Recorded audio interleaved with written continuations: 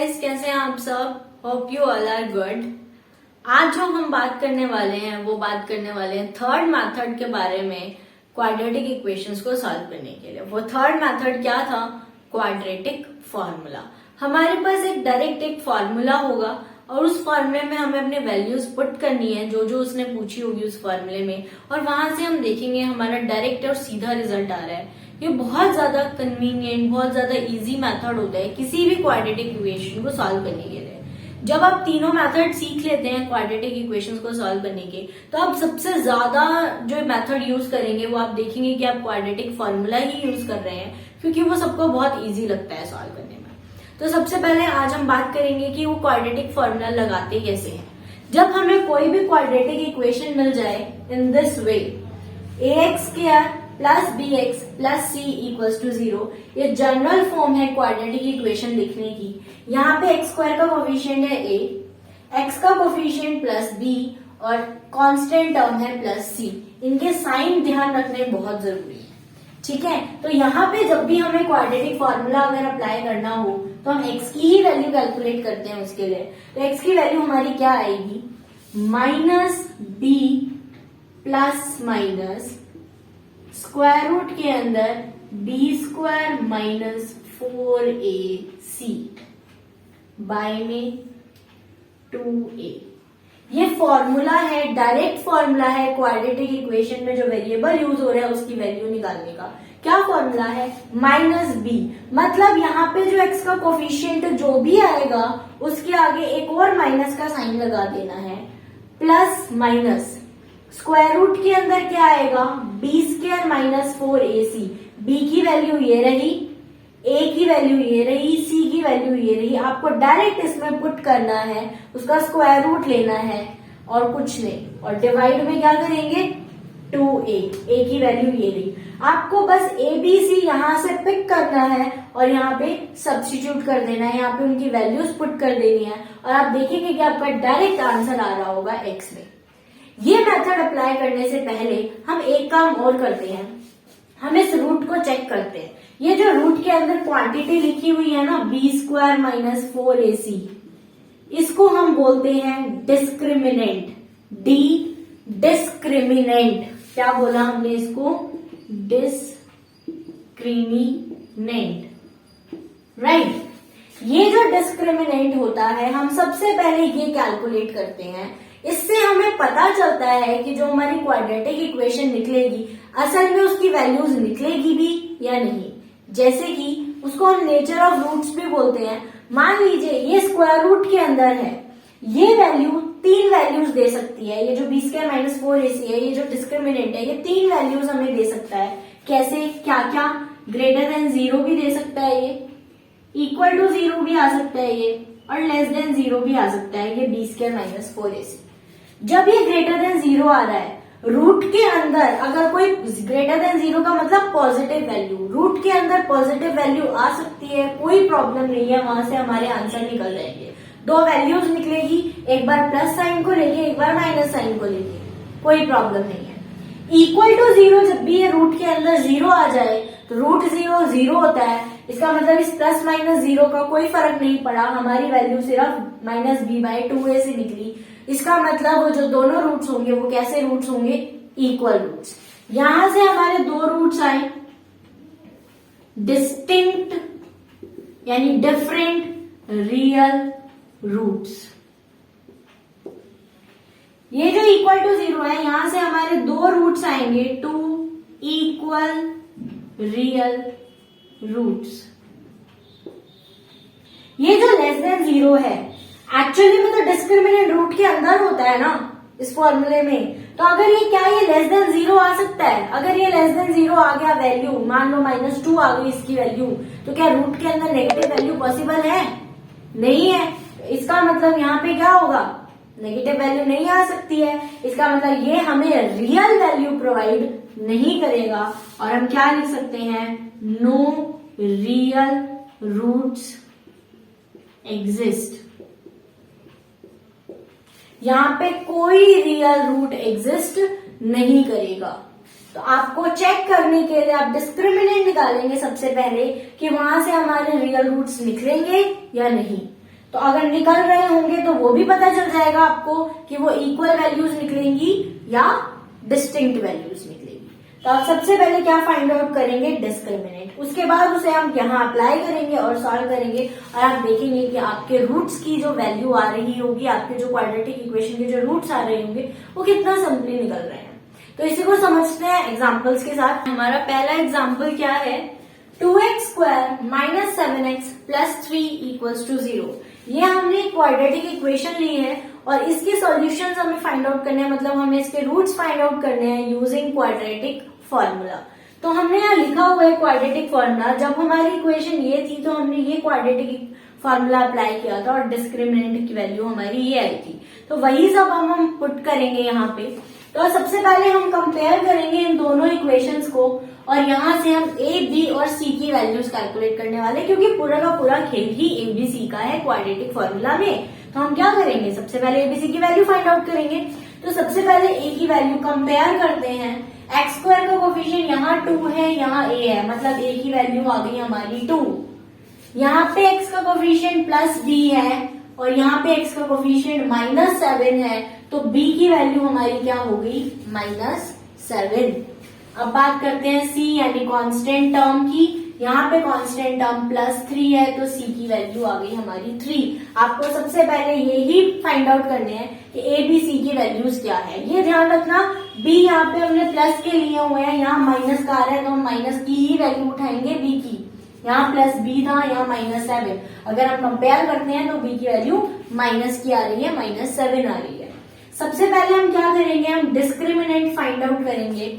Discriminant हमें बताएगा कि उसके रियल रूट्स निकलेंगे या नहीं, और अगर निकलेंगे तो डिफरेंट निकलेंगे या इक्वल निकलेंगे। उसको बोलते हैं नेचर ऑफ रूट्स, रूट्स का नेचर कैसा है। तो अब हम सबसे पहले डिस्क्रिमिनेंट निकालते हैं। डिस्क्रिमिनेंट हमारा क्या आएगा, क्या होता है discriminant, b square minus 4ac। B की वैल्यू क्या आई है, माइनस 7, माइनस 7 का स्क्वायर माइनस 4, ए की वैल्यू है 2 और सी की वैल्यू है 3। ठीक है, यहां से डिस्क्रिमिनेंट कितना आया, माइनस 7 का स्क्वायर 49 होता है, माइनस 4 2 जा 8 3 जा 24। ठीक है, ये कितना आया हमारे पास 25। डिस्क्रिमिनेंट की वैल्यू 25 आई है। 25 0 से बड़ा होता है, इसका मतलब ये ग्रेटर देन 0 है, पॉजिटिव वैल्यू है। जब ये वैल्यू पॉजिटिव तो हम यहाँ रूट के अंदर रख सकते हैं, रूट के अंदर पॉजिटिव वैल्यू आ सकती है।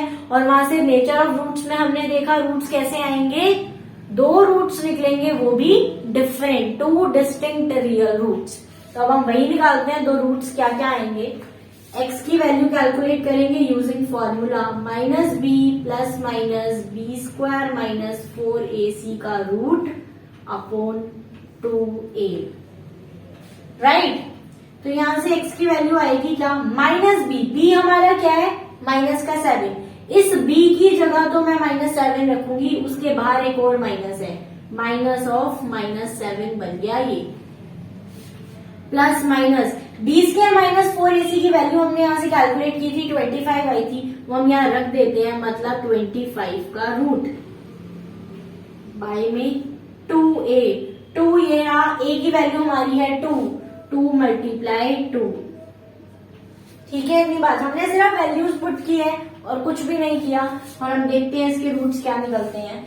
Minus of minus 7 is 7 plus minus root 25 कितना होता है, 5 होता है, बाय में 2 इंटू 2 कितना होता है, 4। तो हमारे पास यहाँ पे x की 2 वैल्यूज आएंगी, प्लस और माइनस। एक बार हम प्लस साइन लेंगे और एक बार माइनस का लेंगे। तो हमारी जो x की 2 वैल्यूज आएंगी वो क्या आएंगी, जब हम यहाँ से प्लस का साइन ले रहे हैं, देखिए 7 प्लस माइनस 5/4, जब मैं प्लस का साइन लूंगी तो x क्या बनेगा, यहाँ से 7 प्लस 5/4। जब मैं माइनस का साइन लूंगी तो x आएगा 7 माइनस 5/4। आप ध्यान से देख सकते हैं कि यहाँ पे जो हमने वैल्यूज लिखी है 7 प्लस 5/4 और 7 माइनस 5/4, एक बार प्लस साइन लेके एक बार माइनस का। यहाँ से x की क्या वैल्यू आ रही है मेरे पास, 12/4। 12/4 का मतलब 3। यहां से क्या वैल्यू आ रही है x की, 7 - 5 2, 2/4 यानी कि 1/2। तो हमारे पास x की दो वैल्यूज आ गई, 1/2 और 3। तो इस क्वाड्रेटिक इक्वेशन की जो हमारे पास दो वैल्यूज आई वो क्या आई, 1/2 और 3। तो हमने दो वैल्यूज कैलकुलेट कर ली जो हमें यहां से करनी थी x की, क्या 1/2 और 3, दो अलग अलग रियल रूट्स आए हैं। अब हम एक और एग्जाम्पल से समझते हैं। वो एग्जाम्पल क्या लिया है हमने, 2x² + x - 4 = 0। ये क्वाड्रेटिक इक्वेशन भी है और ऑर्डर में भी है। अब इसके बाद हम इन्हें कंपेयर करेंगे और क्वाड्रेटिक फॉर्मूले की हेल्प से इजीली ये वैल्यू फाइंड आउट करेंगे। तो सबसे पहले हम कंपेयर करते हैं। हमारे यहाँ से a क्या आया, 2, b क्या आया, 1, x का कोफिशिएंट यहाँ पे क्या है, 1, c क्या आया, -4। ठीक है, हमने एबीसी की वैल्यूज कैलकुलेट कर ली। अब हम क्या करेंगे, डिस्क्रिमिनेंट निकालेंगे। डिस्क्रिमिनेंट क्या होता है, b² - 4ac। b², b की वैल्यू कितनी है, 1 का स्क्वायर -4, a है हमारा 2 और c हमारा कितना है, -4। हमारे यहाँ से वैल्यू क्या आई, 1 माइनस माइनस प्लस बन गया, 4 2 = 8, 8 4 = 32। इसका मतलब जो हमारा डिस्क्रिमिनेंट आया वो कितना आया, 33। 1 + 32 33। 33 एक पॉजिटिव नंबर होता है ग्रेटर देन 0। तो अगेन हमारे पास दो रूट्स निकलेंगे जो कि दो रियल डिस्टिंक्ट रूट्स होंगे हमारे पास, 2 डिस्टिंक्ट रियल रूट्स आएंगे हमारे पास। तो हम वो दोनों कैलकुलेट कर रहे हैं, x की वैल्यू निकालते हैं। क्या होता है, -b + b² - 4ac रूट के अंदर बाय में 2a, राइट। अब हम x निकालते हैं यहां से, -b, b की वैल्यू 1 है तो -1 प्लस b² - 4ac अभी हमने निकाला 33। तो हम यहाँ क्या लिखेंगे, √33 बाय में 2। a की वैल्यू कितनी है, अगेन 2 ही है तो हम यहाँ 2 रख देंगे।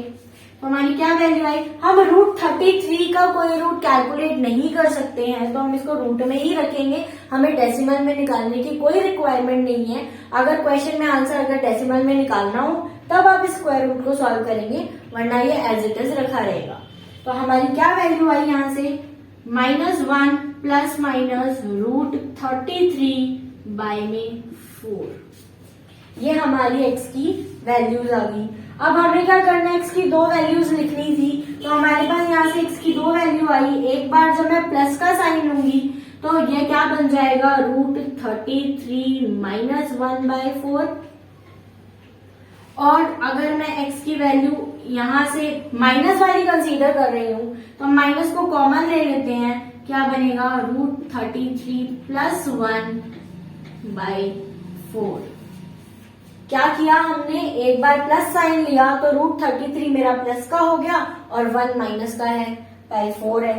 और यहाँ पे जब ये माइनस का लिया तो दोनों ही माइनस के हो गए, तो हमने माइनस को कॉमन ले लिया, √33 + 1/4 आ गया।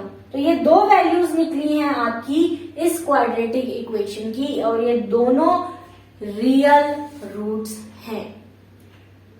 मेरे ख्याल से बहुत इजी मेथड है और जब आपको ये समझ आ जाता है, आपको सिर्फ इतना ध्यान रखना है, ये फॉर्मूला ध्यान रखना है, b² - 4ac ये जो डिस्क्रिमिनेंट है ये रूट के अंदर ही आ जाता है।